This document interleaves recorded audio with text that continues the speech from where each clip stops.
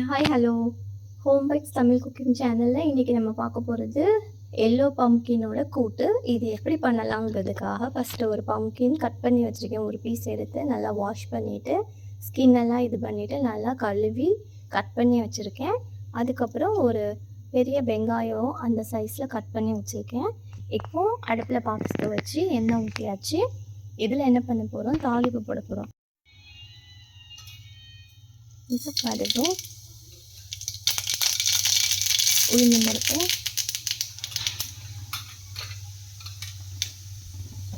கொஞ்சமாக கடலைப்பருப்பு,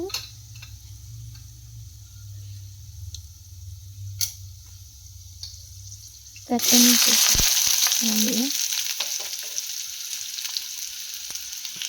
எல்லாம் போட்டு வதக்கி இப்போ வெங்காயம் நல்லா வதக்கிட்டு வதங்கினதுக்கப்புறமா நம்ம வச்சுக்க க்ரீன் சில்லி, கொஞ்சமாக பாலை,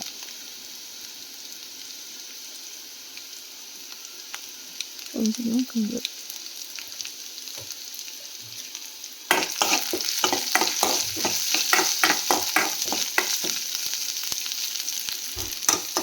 நல்லா சேர்த்துட்டு இப்போ நம்ம கையிலே கட்டி கிண்டி வச்சு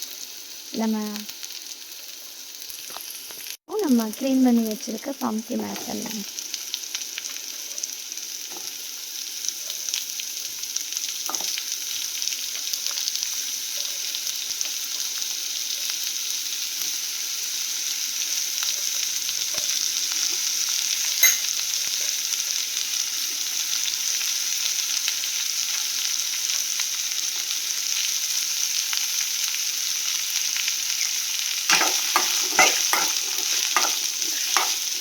பண்ணி லைட்டாக நல்லா கிண்டி விட்டு இதுக்கு தேவையான மசாலாஸ்லாம் போடணும். இது ஒரு ஒரு 2 நிமிஷம் நல்லா இப்படி வதங்கினதுக்கப்புறமா தேவையான மசாலாலாம் போட்டு வதக்கணும். இப்போது பம்ப்கின் என்ன ஆகிட்டு நல்லா நம்ம அதோட சேர்ந்து கோக் ஆகிட்டு இப்போ நம்ம என்ன பண்ணணும்னா அதுக்கு தேவையான மசாலா 1 ஸ்பூன் சில்லி பவுடர்,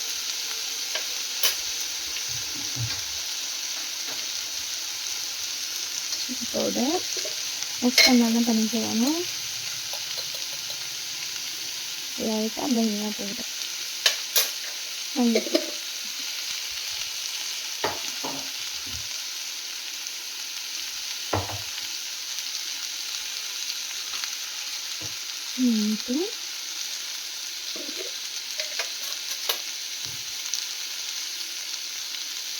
இதை சத்து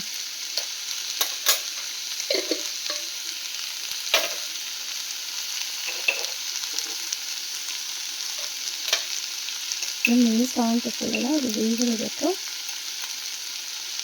தேவையான அளவு சால்ட்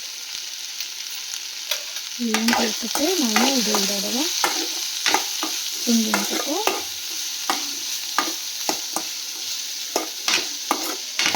இப்போ நம்ம என்ன பண்ண போகிறோம்னா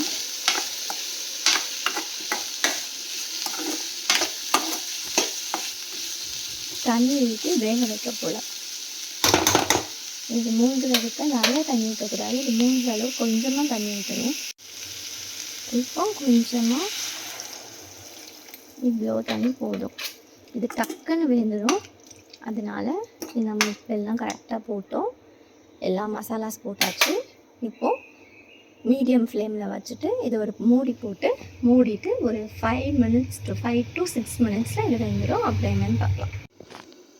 இப்போ 5 மினிட்ஸ் ஆகிடுச்சு. நம்ம எப்படி இருக்குன்னு பார்ப்போம். இப்போது நல்லா நம்ம ஓரளவுக்கு ஊற்றின தண்ணி எல்லாமே அதோடு சேர்ந்து நல்லா ஜெல் ஆகிடுச்சு. இப்போது நல்லா வந்துட்டு இப்போது இதை வெந்திருக்கான்னு பார்ப்போம். நீங்கள் பார்த்தீங்கன்னா இது டக்குன்னு வெந்துடும். இன்னும் ஈஸியாக நல்லா வெந்துட்டு இந்த ஸ்டேஜில் நம்ம என்ன பண்ண போகிறோம் அப்படின்னா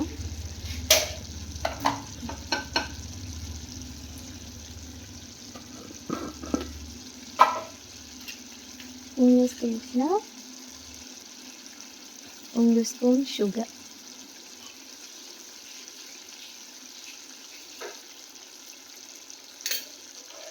இது என்ன சுகர் அப்படின்னு இந்த சுகர் ஏன்னா இது ஆல்ரெடி நம்ம காரம் எல்லாம் போட்டிருக்கோம். நம்ம காரம், அப்புறம் பொடி, இது மிளகா போட்டிருக்கோம், வத்தப்பொடி எல்லாம் போட்டு உப்பு எல்லாம் போட்டிருக்கும்போது இதுவும் போடும்போது சாம்பார் சாதம், ரச சாதம் அந்த மாதிரிலாம் சாப்பிடும்போது இதோட டேஸ்ட் வந்து ரொம்ப இனிப்பாக அப்படி இருக்காது.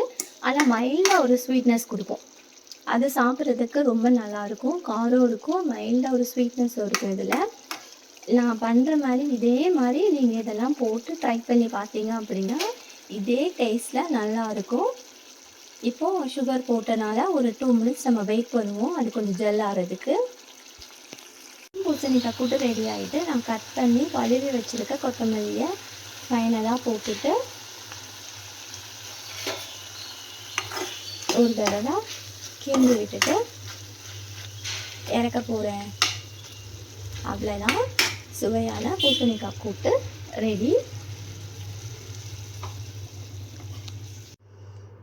நம்மளோட ஃபைனல் அவுட்புட் இதுதான் நம்மளோட ஃபைனல் அவுட்புட்டு. பூசணிக்காய் கூட்டு ரெடி. இதே மாதிரி நீங்கள் நான் சொன்ன மாதிரி அதே மெஷர்மெண்ட்ஸில் அதே மாதிரி செஞ்சு சாப்பிட்டு எப்படி இருக்குன்னு எனக்கு சொல்லுங்கள்.